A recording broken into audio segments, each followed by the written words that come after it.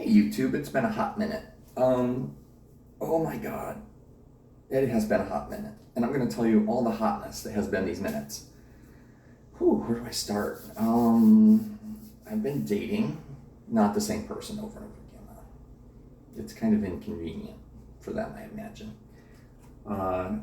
So I'm not going to go into the people because I told them I wouldn't. Because a lot of them know me from Instagram or Twitter. My Twitter, I went from 13,400 to 13,000, the mid 200s. I've been losing some people, and I'm not really sure what that's about. Although I think it might be, there's a couple people that have been real fill in the blank their favorite swear words, or the bots are getting hit. That's the only thing I can think of. Because I get a lot of guys that are talking to me that I know are people. Now, mind you, are they the people they say they are? That's not mine. I'm not going to delve into it. A couple of them have switched over to Snapchat, and so I have like a plethora of guys on Snapchat that like talk to me. But what I've noticed is usually what they want to do is talk for, and I say 4 hours. It's usually the 4-hour guys, and it might be over a span of time, but then all of a sudden they go, and I don't chase, so they just disappear, and I'm like, okay. I met some really, oh my god, really nice guys that were on Instagram or Twitter that we like did and a couple of them have lasted like a week or so. Those ones that I'm like getting attached to, and then all of a sudden they freak out because they realized I'm getting attached. So my modus operandi right now is if you stop talking, and what I wrote was the last thing said, I'm done. It's just over. Now, if you start talking again, I will talk back. You're like, hey, where have you been? If you notice, I was the last person to say something. I'm not chasing you. And I think there's a lot of guys that being chased a little bit is good for them. And I know a lot of guys, though, that if you try to chase them at all, they freak out. So it's like, there's no happy medium. And I'm not playing games with guys. Just not. I don't need it. I don't need it. It's not necessary, and it's bad for me. So where in that would be, hey, maybe I want to chase you? Nowhere. That's aggravating for me. I'm a good guy. I try. I might not put out the best image into the world, because quite literally me standing here in my underwear, while it's, this is my most favorite thing to do. If I'm home, I'm in my undies. Not these ones. These ones are a little, not my real style. Usually have my black CKs on. Or I got new ones, but I don't really like them. They look cool. They have different colors, and I was just like, oh, wow. And then they have like some kind of extra fabric in the front, so it just gets rid of all your VPL. And what's the point of having underwear if you can't have VPL? I mean, seriously, dude. VPL is cool. So, yeah. Anyway, not putting out the most authentic me wearing these. But if I was in my black CKs, that's me. Daily. This is just, to freshen things up and get, you guys motivated. So, yeah, dating's been shit. Not shit. There's been a number of really nice guys. It's just they go nowhere. And I had, this weekend, worst date. Not worst date. No, it is. Yep. It's close. It's a tie. I picked this guy up at his house and we're heading towards the restaurant. And I don't know where I'm going, so I hook up my GPS. And I'm talking, and I did this like pull out into traffic, going as fast as I could, because there's cars coming. And he's like, whoa, that was rather aggressive. And I'm like, I lived in Detroit for 15 years. I'm just explaining myself like I did, which is, just like topic. Like, I did something, this is why I did it. And I said, yeah, I just recently moved here like 2 months ago, and I met these really great people. Actually, I take that back. I was here on a date like 6 months ago, and I met this great group of people, and they're just so amazing, and I'm just bragging up my friends because they are fucking awesome.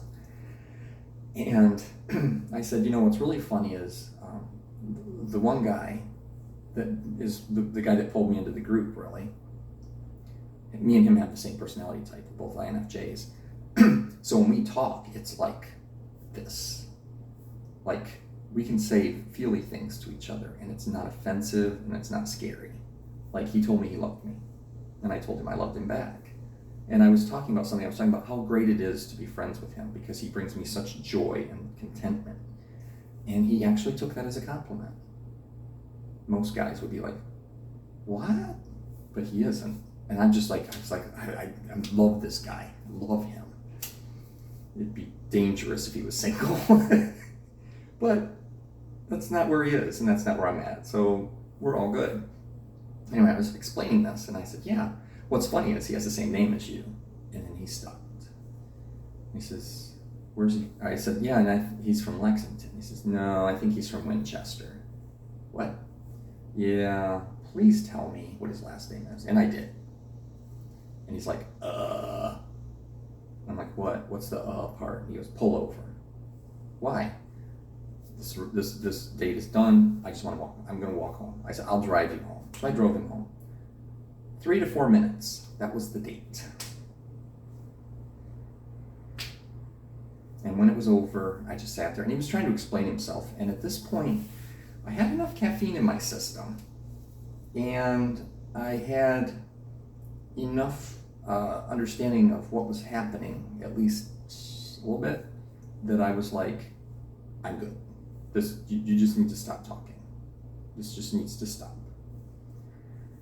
I had some conversations with my friends. Come to find out a lot of things that I don't want to get into because they're not mine. But I dodged a bullet. At least I dodged a bullet of the person he once was. Meantime, later that night, he sends me a Snapchat. And it's a picture, it's him. You take a selfie. And he says, yeah, I'm going to have some drinks tonight because today was interesting. And I had a long day at work. And I'm just sitting there like, why are you doing this? I don't get it. And he kind of like tried to talk back and forth. And I'm like, dude, you just gave me a horrible experience of like a rejection that had nothing to do with me, which actually then made it an easy rejection. It's like, does this have anything to do with you? Is there anything you can do in the world, AJ, that could have made this different? The answer is no, because at some point this conversation would have come up, and then it would have been really weird. And if I had really liked him, that would have been, awful. But it happened like that. And I'm noticing, oddly, when I'm going out with somebody, if it's gonna fail, it fails like that. And I just sit there like, well, this is, I'm just basically dating, I don't know what the right word is. I'm meeting a lot of guys that are really cool, but they're not compatible, or they're just, and it's instant. And I'm like, well, that's a good thing. It's a bad thing and a good thing. It's a good thing that I don't have to waste my time. They don't have to waste their time. I'm not wasting money on people. I'm not getting enough information of them to say, oh, wow, you're really cool. Because it's like, oh, never mind. And disheartening, yeah. Bad thing, no. But, so my concept that I'm making friends, and then I have guys that are like, oh my God, I'd love to go out with you. It's like, why don't let's just go out for food and talk. Because at the end of that conversation, you're going to realize who I really am, not who the person you guys are listening to is. And you're going to see that I'm a lot shyer to start with. And then when I start talking, I tell stories. Kind of like here. My stories are a lot like here. And that's once I think you're safe. If I think you're safe and you do what guys have been doing to me, yeah, you get put away. You're not like a toy that I liked, that I say, okay, I'll play with this later. You're like a toy, you're like a being that I thought was this and ended up being this. And I'm like, yeah, I'm good. And I'm trying not to put anybody anywhere in this whole, like, who is this person? I'm trying to say, show me who you are. Tell me who you think you are, and then show me who you are. Because if I told you who I think I am, and then I show you who I really am, those are two different people. What I'm told, because I have to INFJ, just start there, INFJ. I know what I think, but I don't trust it. And my intuition, yeah, it has pluses and minuses. And I have to sit there and I into it, and then I stop and I think about that. Like, okay, why are you thinking this versus that? And why does a path look like it goes that way when it's feeling like it's going that way? Well, don't trust your feelings. That's all I have to say. And my intuition is right most of the time, so I should listen more. But anyway, so the who I think I am versus who people tell me I am. People tell me I am as a caring, affectionate, giving person who looks out for other people and is just smiling all the time and joking. Even now, my current position, the first thing that one of the managers said to me was, I know you're not from here because you smile a lot and you're just so warm. And I'm like, that's weird. And then he winds up being somebody that I used to work with, and he goes, oh my God, so I have a built-in ally who thinks a lot of me in my decision-making process. So that's cool. I love that. And I know that's the outward appearance. When I talk about things, when I'm talking about something real, and I always turn it into a joke, like, oh yeah, life sucks donkey dick. And people will laugh. And I'm like, I don't think you understand. I actually confessed where I'm at. So my inner world is a lot less happy and a lot less jovial than my outer world, than what I'm projecting into the world, because I want everyone around me to have the experience that I'm not having, which is joy and happiness. And you might say, well, AJ, how do you change that? Well, I got work to do. I mean, we all do, but for me, it's about, I used to have this built-in network. I had this person that I could bounce ideas off of and that I could pay attention to, that took some of the onus off of me trying to dive into myself and not understanding what I'm seeing. When you have somebody projecting back at you positive, you're like, I need to stop with the negative. When I lose that positive feedback loop from my person, it gets darker and darker and darker. And it's like you will be saying to yourself, AJ, you don't need to be so codependent. And the answer is, am I codependent? When I have friendship, like my friends, when I'm hanging around with them, the darkness just goes, and it's because I don't focus on my inner thinking. TI is the nemesis. That's like my lowest. I think SE is, but TI is really low. So I'm not comfortable with TI, and that then turns into this like feedback loop of, maybe if you stopped eating so much, maybe if you did this, maybe if you did that, this would be better. And it's like, that's not a real statement. And I could say that out loud, but I can't internalize it. It's a lot of fun. MBTI has made me so aware of where my failings are. And yes, they're failings. And what I need to work on. And you sit there and you're like, well, what do you need to work on? Trying to figure out how to make the feedback loop not be about other people. Although I don't know how to do that, because my feedback loop is definitely with what other people tell me. Because that's a really difficult place for me to go and try to sit and think. So I need to get a little better at it, but at the same time, am I going to beat myself up for it? No. Am I going to beat myself up for these 10 pounds I have? No, not really. Yesterday I discovered no sugar chocolate, and I said, or no, Saturday, and I'm like, oh, this is great. Yeah, I'm not going to buy those again. I ate both of them, 2 big bars. because it made my dopamine happy. And then it made me really tired. And then I tried to say, let's take a nap. I'm like, well, I'm like this on the I could take a nap scale. So I'm like, well, we'll just take a shot of vodka and see how that goes. I'm going to go lay down.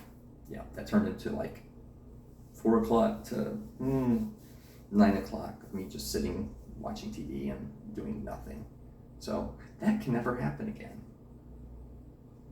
I don't like day drinking. It's not good. And I don't like waking up the next morning going, what the fuck did I do yesterday? Because I already do enough of that. So, yeah. Anyway, I'm going to wrap this up because I've gone off on like so many different tangents. I could sit here and thank all the people in my life that have been a positive contribution.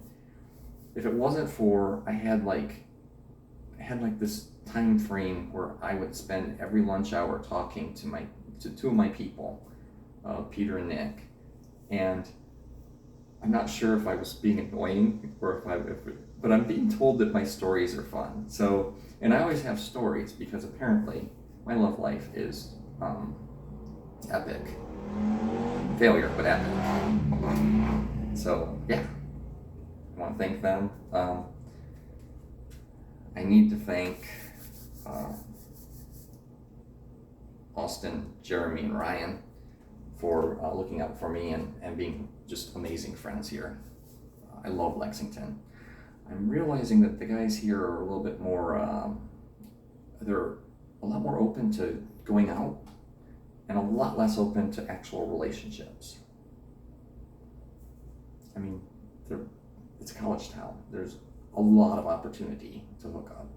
And unfortunately, saying, hey, I want to settle down with this dude isn't really, high on their priority list.